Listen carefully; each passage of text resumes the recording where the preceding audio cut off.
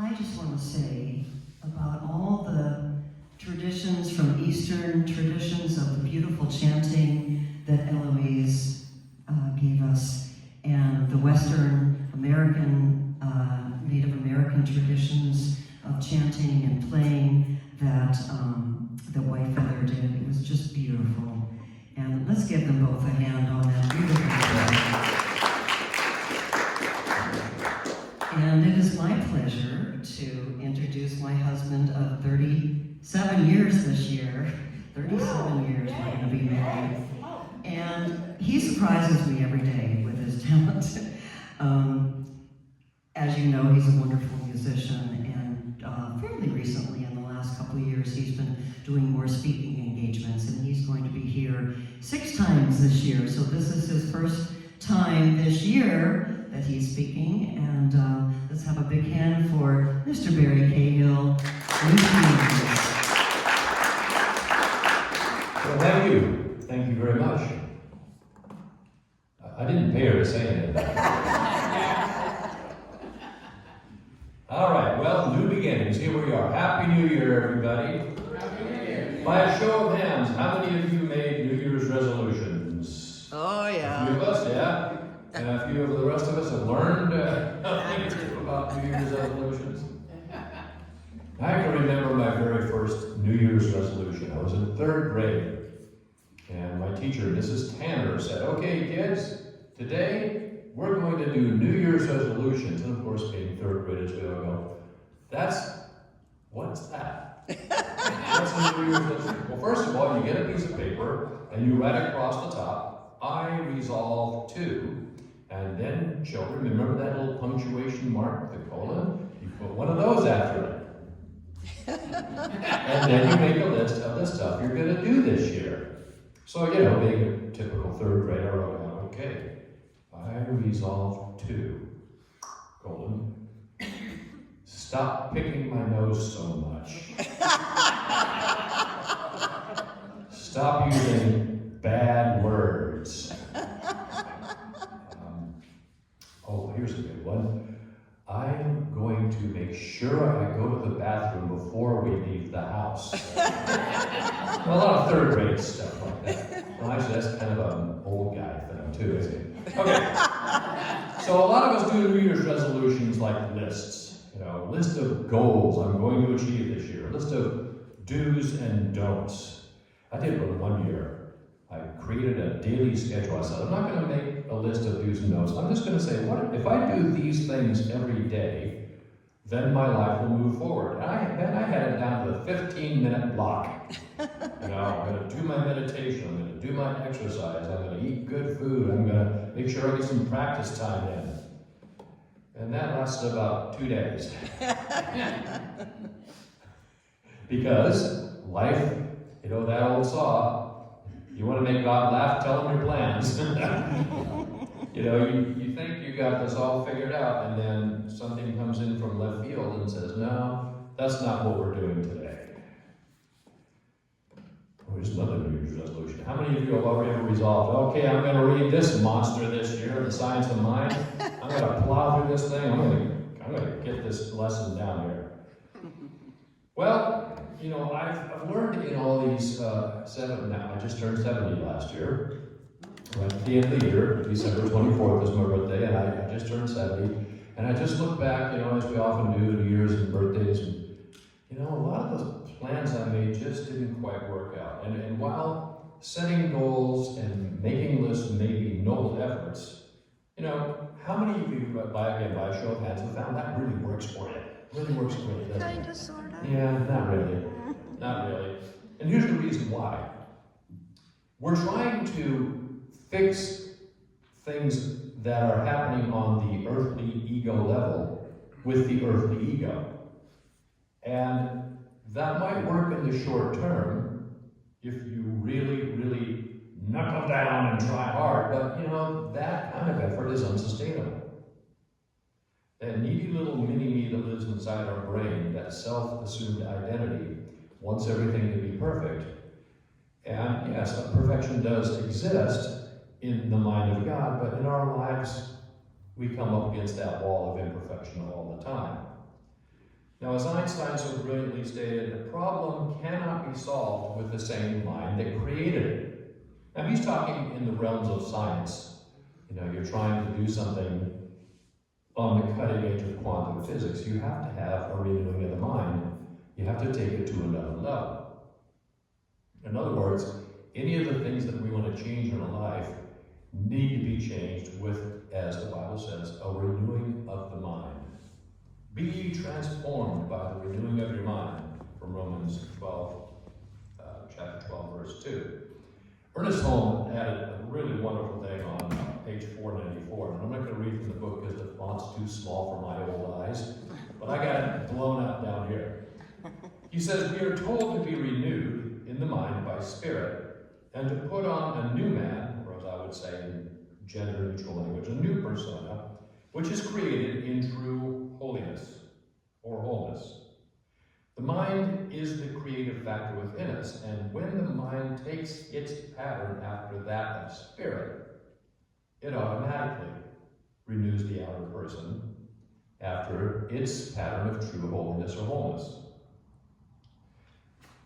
So what are we saying here? Essentially, to co-create a new life in the new year, we need to get very clear on the kind of life we want to create, but come also from a higher level. You know that old saw, be careful what you wish for, you just might get it. Don't wish for something you don't really want. Be very clear about what it is you want in the new year. Now perhaps your life is going absolutely great and you wouldn't change a thing. Well, congratulations, you've been using these principles whether you know it or not. Or, like many of us, maybe your life is very good. And you might want to make a few minor tweaks and changes, such as greater health, vitality, prosperity, more peaceful relationships, mending some old broken relationships. But basically, you can't complain. Things are pretty good. As that great philosopher Joel Walsh once said, I can't complain, but sometimes I still do. At the other end of the spectrum, you might be wondering, how the hell did I end up here? I want a completely different life. My life sucks. I've been there, I've done that. I've been in some pretty dark places in my life. In any case, the good news is you have the power to make any changes you want. And you don't have to do so with grim nose to the grindstone determination. That would be forcing it. This teaching gives us a much more elegant and effective tool to create whatever it is we want. Now, we all know this, if you've been around this a while, is spiritual mind treatment, a form of affirmative prayer. Now, for anybody here who's a practitioner or a minister, I'm going to diverge a little bit from the standard spiritual mind treatment form, because I've been trained in other teachings as well as science of mind, but the emphasis, while it might be a little different, the essence is the same. It's all good, hang in there. Okay, so how do we do this? How do we create a new life for the new year? The first step in spiritual mind treatment, or any kind of a manifestation practice, is to start with this. There is one God or infinite spirit, and here's the key, we are one with that. Now think about that for a minute. The atoms in our body are made up of mostly space. That space, we are mostly space. They say that if a hydrogen atom, that little one proton nucleus, was the size of a golf ball, the electron would be about the tiniest grain of sand you've ever seen, about a mile away. Wow. That's how much space there is in the atoms of our body. Now, since we're mostly water, we got a lot of those hydrogen atoms. So we are mostly space. But what is that space filled with? Just nothing? Emptiness? As the Buddhists would say, it's nothing. That is to say, no thing. You can't make God or spirit into a thing. Now, because of the restrictions of language, we do have to say it is that out of which everything else arises. So that space is filled with spirit. That space is filled with God. So yes, we are, in fact, one with the infinite. Now, the degree to which you can feel into that will, by and large, determine the effectiveness of your spiritual mind treatment. So take some time to get deep into that feeling of oneness, understanding that all that space in your body is filled with spirit. And in fact, the very atoms of your body are arising out of that. Knowing that, this is part 2, and understanding our oneness, we have impressed upon the mind a clear vision of what it is we want. Stated in positive terms. Be careful to avoid thoughts such as, I don't want to be sick. I don't want to be broke. I don't want to be lonely. Rather, envision yourself and affirm yourself having, instead of sickness, abundant, radiant health and energy. Instead of poverty, abundant financial prosperity. Instead of loneliness, great relationships, wonderful friends, closeness with family, that significant soulmate. Visualize that as if it were real. Allow yourself to feel yourself having a great life with all those elements in perfect place. And then rest in that for a while. Step 3, release this vision back into spirit or God, knowing that as you believe, so shall it be done unto you. Above all, have gratitude. Gratitude. St. Francis once said, if there is only one prayer you can pray, it should be, thank you. That's enough. Have gratitude for all that's good in your life already. If you want more, be grateful for what you have. And then be grateful for the more as it comes along. Give thanks in advance. And release this back into God. Now, step 4, we're going to diverge a little bit here. As you go through your day, pay attention to the little clues that life begins to place in front of you. Look for meaningful coincidences. Carl Jung called this, in fact, he coined the term synchronicities that begin to manifest and follow the trail of breadcrumbs that they leave behind. Jung had this great experience once. He was helping a woman who was plagued with anxiety. And she was, laying on the couch, as you do as a psychologist, and she said, Dr. Jung, I keep having this recurrent dream about bumblebees. What does that mean? He goes, I don't know, that is very interesting. Right then, he hears this little tap on the window. He looks out the window, and this is, by the way, up on like the 5th floor of the building. There's a bumblebee tapping against the window, trying to get in. And he started noticing several things like that were happening in life. How many of you ever thought, God, I wonder how my old friend John is doing? Phone rings, it's John. Yeah. Right? It's happened. Those are synchronicities. Those are the clues, the trail of breadcrumbs that life is giving you, leading you toward the fulfillment of your dreams and goals. Pay attention. Now, step 5. Treat and move your feet. Take action.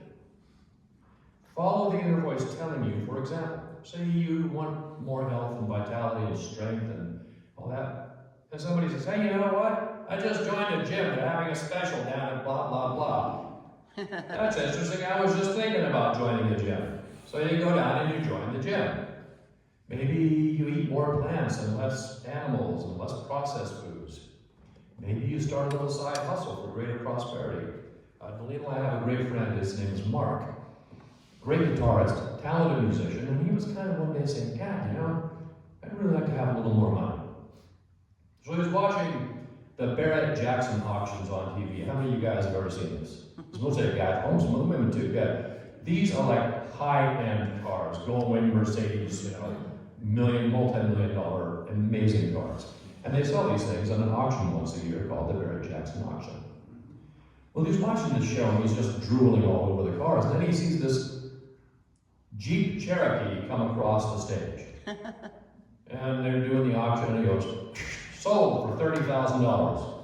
And he goes, well, that wasn't very much. Man, I could go out and buy a Jeep Cherokee. I could fix it up, I could sell it. And so he started doing that. He's making almost as much money doing that as he is playing the guitar. He's really good. Yes. Because he just had a passion for Jeep Cherokees and thought, this is something I can do. So he followed the trail of breadcrumbs. He wanted more money. This thing came up. He acted on it. You might want to join a club where there are like-minded people. This is a really good place to be for that. There are several things you will be guided to do. And since the guidance is coming from Spirit, based on your vision, then you will be guided in the right direction and in a direction that takes into account the highest good for all concerned. I mean, Mark would buy these beat-up old Jeeps, turn them into show pieces, detail them, get new tires if they needed, and some happy person that loved Jeeps bought that car and said, gee, thanks, Mark. I always wanted one of these in great condition. So, that's step 5, treat and move your feet. Number 6, repeat this process every day. Now you're probably thinking, oh God, one more thing I gotta do. This is easy. First thing in the morning, maybe you're like me, you have a cup of coffee in the morning. That's a good time to do it. Do 5 minutes of quiet visualization. First of all, of course, feel your presence with the Spirit, your oneness with it. Then, what do I want to change in my life? What do I want to do? And then start the vision process in the morning. And then again, as you're laying in bed, dropping off to sleep, do it again. Do it again. This really sets a good tone for the subconscious as we sleep and dream. And the subconscious has amazing power in it. It is the bridge between the conscious mind and the infinite mind. And it will lead you in directions that will surprise you. And maybe the first few times, the mind might start talking to you and say things like, I don't have time for this, or, I tried this before, it didn't work. In step 1, remember, the degree to which you allow yourself to feel that oneness with the infinite will by and large determine your success at this. But I would say there's another factor, and that is consistency. Spiritual mind treatment isn't magic, it works by law. And that law will manifest itself in its own good time, in the way that's right for you, and for the good of all concerned. So this is where a little bit of trust and faith comes in. Do the thing, as Emerson said, and you will have the power.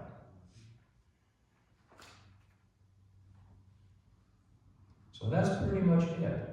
I'd like to kind of walk you through this because we have just a few minutes left before my time clock ticks off here. All right, so sit comfortably, take a nice deep breath. And feel into the body. Feel your hands, that's a good place to start. You can feel that tingling life force in your hands. And then let that feeling come up your arms, across your shoulders, and into your head. And feel that tingling life force in your entire upper body, and let that go down into the lungs as you breathe, the heart that's beating all day long for you. Down into the abdomen, down into the legs, all the way to the feet. And then feel your body as one whole, vibrant energy field.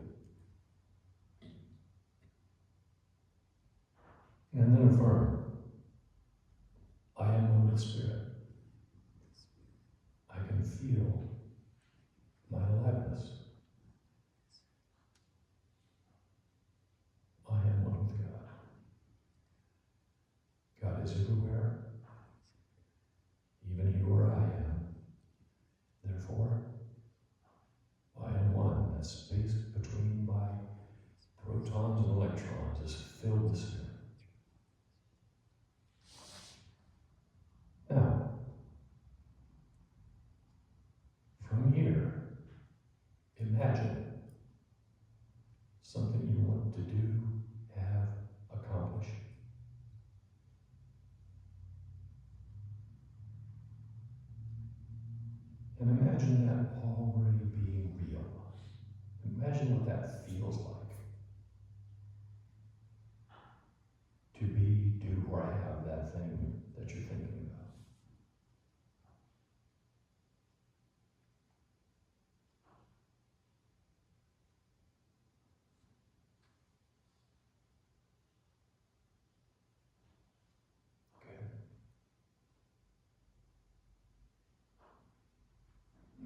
release that feeling and let it go into spirit.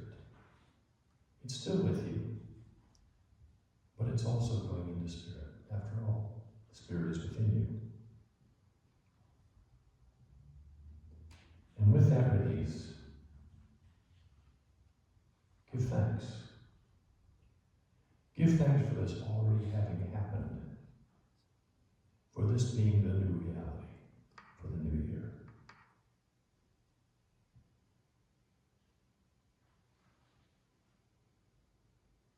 Good. And as you go forward into your day, pay attention to the little clues that life has given you.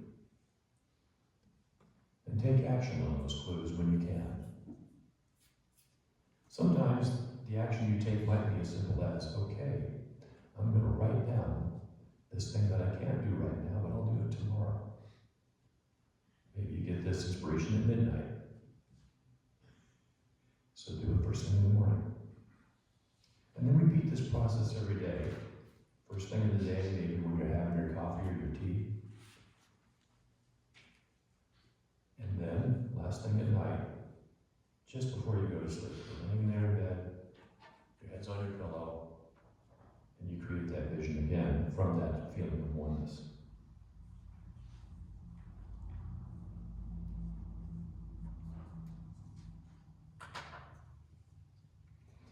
Now, as we go through this process in the next coming days and weeks, you can take one of two approaches with this.